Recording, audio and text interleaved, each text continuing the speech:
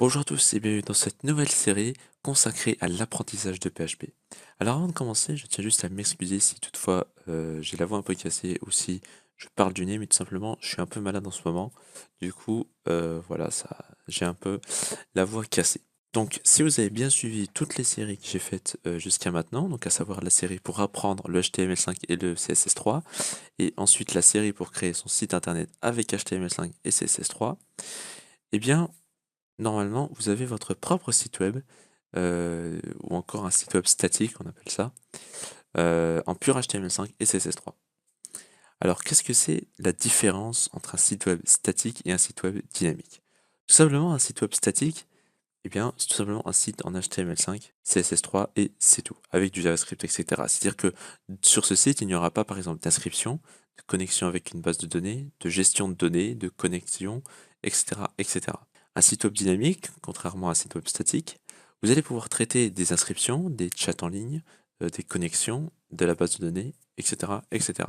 C'est-à-dire rendre un site web dynamique veut dire pouvoir discuter, si je peux dire ça, avec un serveur ou avec le site. Alors au final, comment créer un site web dynamique? Eh bien, c'est pour ça que vous êtes actuellement sur cette série, c'est pour apprendre un nouveau langage qu'est le langage PHP. Donc PHP ou encore Hypertext Preprocessor est un langage de programmation permettant de programmer un site web dynamique via un serveur HTTP. Cela va donc nous permettre de créer un site avec des inscriptions, des connexions, un chat en ligne, bref, une multitude de choses. Sachant que PHP est un langage de programmation contrairement à HTML qui lui est un langage d'impression, nous allons donc travailler avec des variables, des conditions, des boucles, des fonctions, etc. etc. N'oubliez pas que PHP est un langage back-end. Il a donc besoin d'un serveur pour pouvoir être exécuté. Le terme back-end que je viens d'utiliser vous semble barbare? Ne vous inquiétez pas. Le développement web, En développement web, il existe le développement front-end, c'est-à-dire tout ce qui touche le design, le développement HTML, CSS, JavaScript, jQuery, etc. Et ensuite, il existe le développement back-end. Cela constitue en fait la partie cachée du site, là où on travaille sur des bases de données, sur les scripts pour pouvoir se connecter, la gestion des données avec les inscriptions, etc. Bref, tout ce que l'utilisateur ne peut pas voir, on appelle ça le développement back-end. Donc PHP, lui, est un langage de programmation back-end, contrairement à HTML, CSS et JavaScript et jQuery d'ailleurs, qui sont un langage front-end. Donc comme je vous l'ai dit avant, nous avons besoin d'un serveur en local pour pouvoir travailler sur PHP. Donc sur Windows, il existe le serveur WAMP. C'est celui que je vais utiliser durant toute cette série.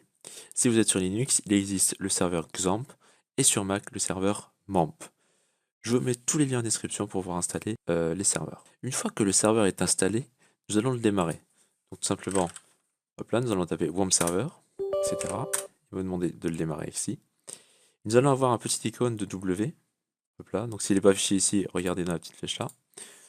Et voilà. Donc dès lors où l'icône est en vert, c'est que tous les services sont lancés, le serveur local est démarré.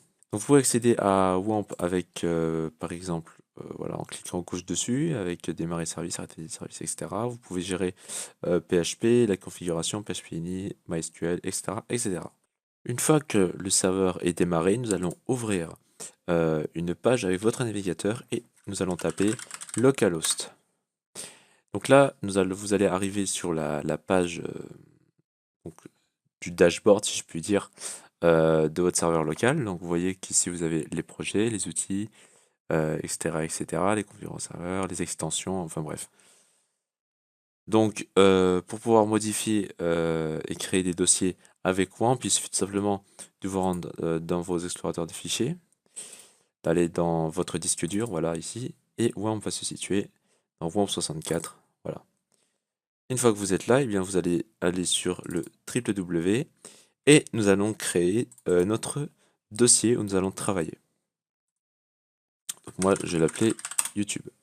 Une fois que c'est fait, nous allons créer un index.php, donc que je vais hop là, mettre dans le dossier que je viens de créer, le index.php comme ceci, et nous allons l'ouvrir avec le localhost slash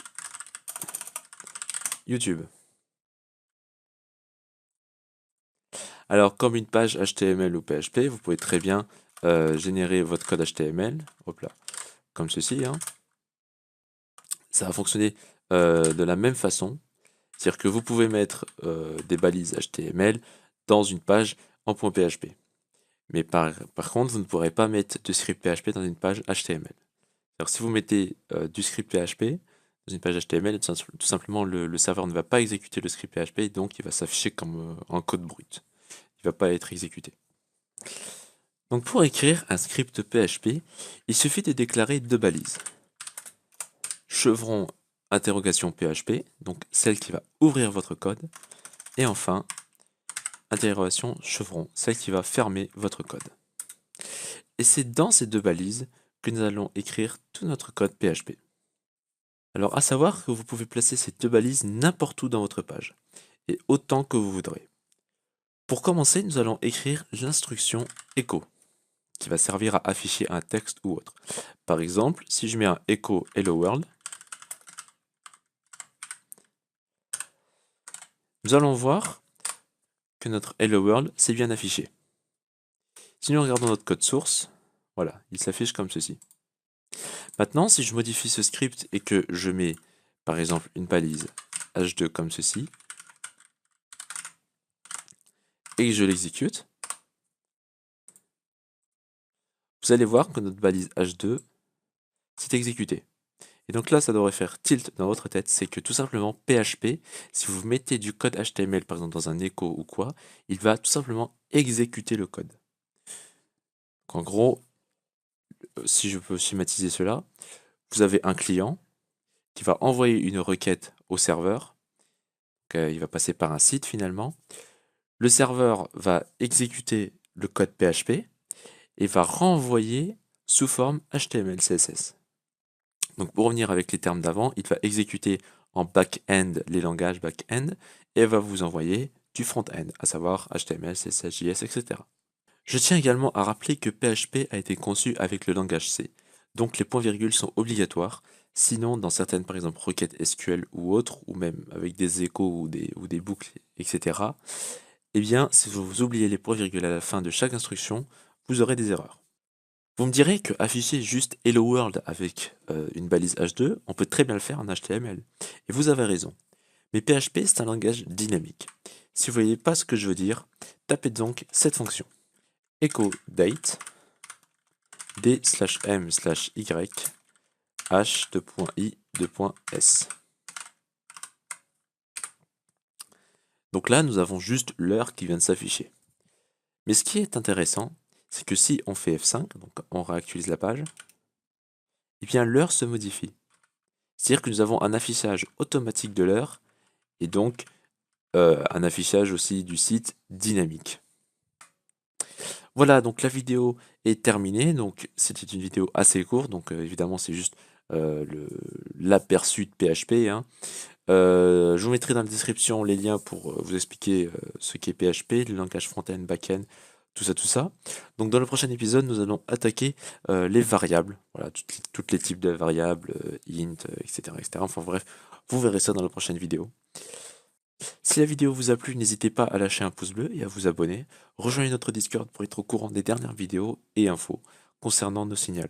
Surtout que n'oubliez pas que le 8 juin 2019 sort la version 2.0 de nos signals. Et j'espère donc que vous serez présents. Quant à moi, je vous dis à très bientôt pour une nouvelle vidéo. Prenez soin de vous et ciao tout le monde!